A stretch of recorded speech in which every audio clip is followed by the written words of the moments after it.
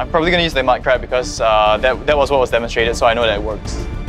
My game plan is just to use what Chef Eric used, and I'm also planning to take out the meat off of the crab, so I really want a large, plump crab.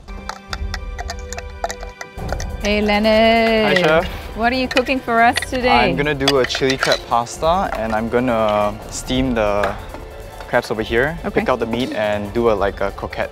Okay, just make sure you don't overcook the crab, yeah? Yep, so I find ketchup a bit too sweet, so I want the spices to show a bit more, so I'm going to do half ketchup, half blended tomato. And then I'm going to finish it with grapefruit brunoise because I think grapefruit and crab go really well together, and the grapefruit will really even out the spices. Well done. Good luck. All right, good luck. Thank you.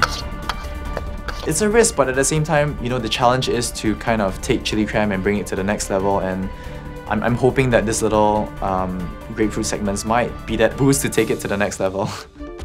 I'm looking at the clock and I see that there's half an hour left. I know that my pasta needs to get rolled.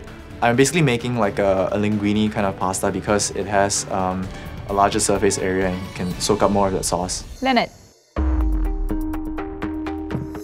I've done a chili crab pasta, a bit similar to Italian and Singaporean fusion. For a bit of Western influence, I added brunoise of grapefruit.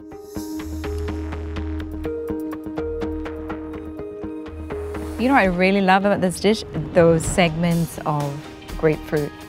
They do give a really nice zing, a slight bitterness that comes from grapefruit, but I think it works so well together.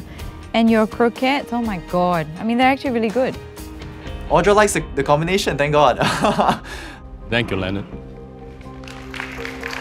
It was a risk definitely to add the grapefruit to the chili crab because it's not commonly found, but seems like it paid off today.